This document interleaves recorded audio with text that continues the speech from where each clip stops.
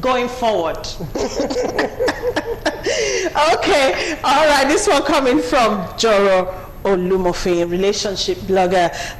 He has shared his take on divorce cases in Nigeria and how they can be amended to help married women who he believes are suffering every day because there are no strong consequences to infidelity in marriage. According to Joro, the Nigerian courts should enforce a 70 to 30% law in the case of infidelity by a husband. He said 70% of assets should go to a wife if her husband cheats on her.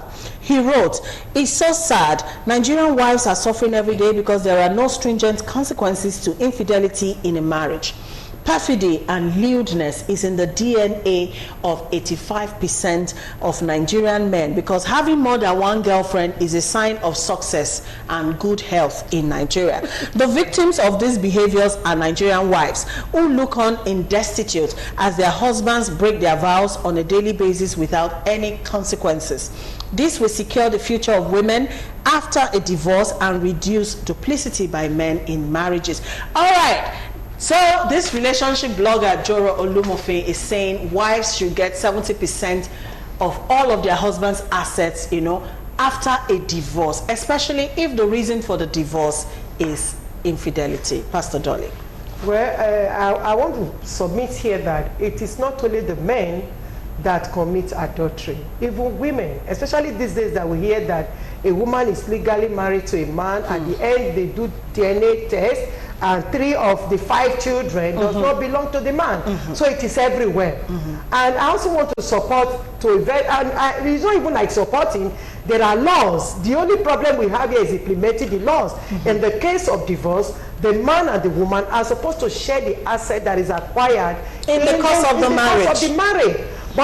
But what we see is that whether now you work the work or the woman was a full-time housewife. Full-time housewife is a work. Yes. It's a very serious work too. So it is only that here when things like that happen, there's divorce case, the man goes with everything. And the woman does not even bother to want to ask for what belongs to her.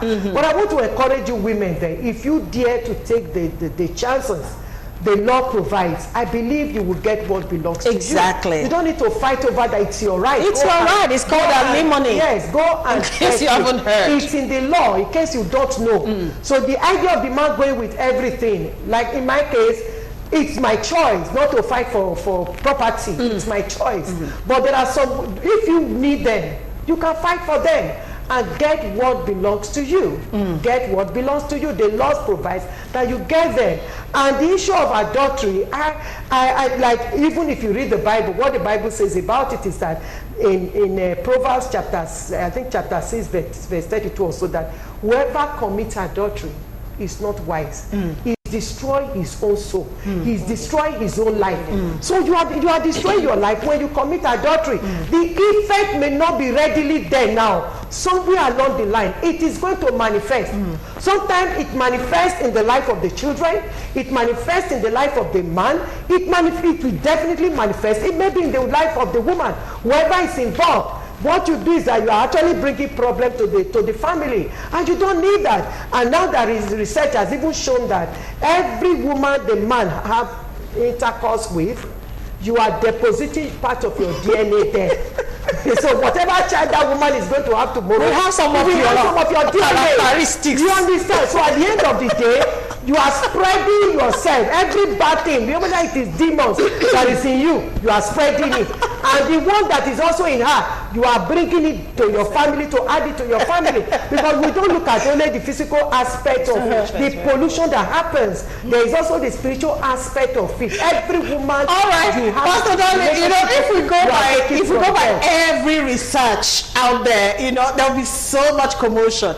I read about one the other day. The research says a man's sperm stays in a woman for as long as 3 years. You know, so that means if you were like in a relationship previous to your marriage, you know, maybe in that space of 3 years, it is possible your first child might have a lot of characteristics from the old relationship, even if it's someone you don't have anything to do with. Maybe that's why we're having DNA that doesn't match. Exactly. So it might not be that she stepped out to do anything. It might be that even the man that went out to be bringing. I don't crack my head on those researches anymore. All right, Moki.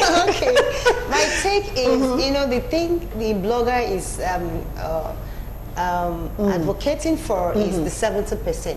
What if the man don't have anything? What do? There's nothing. So my own encouragement to women is get yourself busy with something. Because most times when this happens, when the man goes, the family steps in. Would you want to spend the rest of your life fighting for properties? Because that's what happens. They want to kill you. They want to do this. They will give you condition. Why this money has been made? These properties, they've all been bought before they married you here. You don't have any rights. Is that what you're going to spend the rest of your life doing? Fighting? So my advice is, please, every woman, as a matter of fact, everybody God created, there's something inside of you He has deposited to help you in your journey here on earth. Discover your gifts. Discover your talent. Do it. Continue with it, even and let the man know when the man is coming in. Let him know this is what you're doing. Most men stop their wives from working. Most businessmen, sorry to say that, stop their wives from working, from doing something. So when the man passes on, the woman is there. You're back to square zero, you know, because so it shouldn't be. Start from the outset. Don't let him take away in the name of marriage.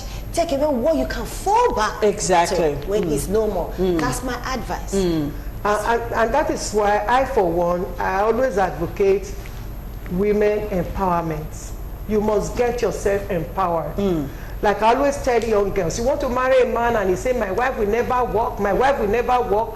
Please think twice before you go in, because anything can go wrong. Where do you start from? Where do you start from? So don't wait for something to go wrong before you start looking for where to start from. Before you enter inside, start from somewhere.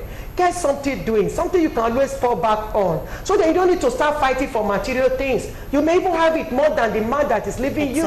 If you work hard, if you think right and you act right, you empower yourself. You don't need to fight for any property.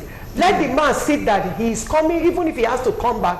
He shouldn't meet you where he left you. Exactly. That should be your goal. That should be your plan. He should look at you and be regretting his life. Because not every woman a man dumps and he goes celebrating. Thank God I dump her. No. It shouldn't be. Make yourself that kind of a woman that a man will dump and regret dumping, because he can never find a replacement to you. That should be your goal, not how to fight for one property. Which property? You don't need it really, because those things really distract you and give you assignment.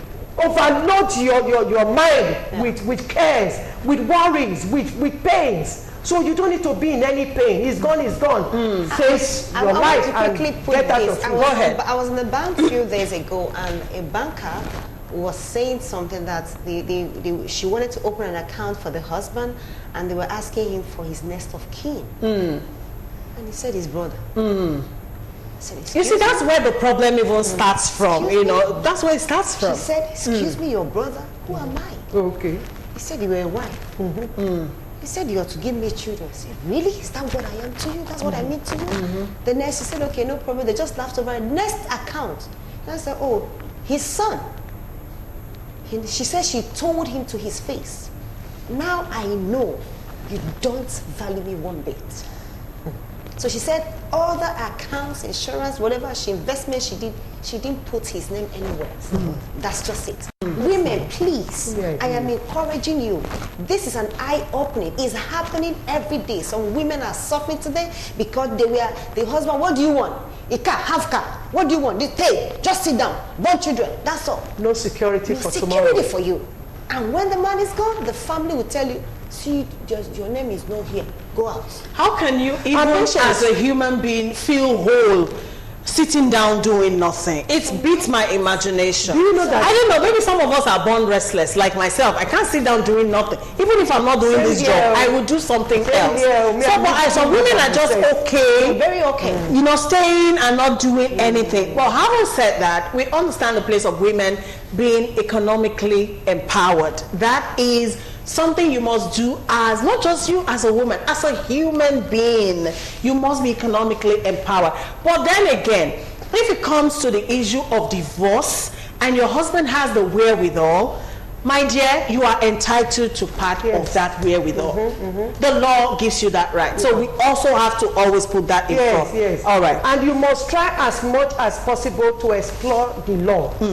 Don't believe that, oh, if I go for that, they will say I'm looking for material things. No. Have you tried? Your sweat.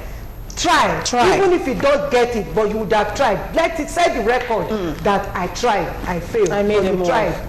Make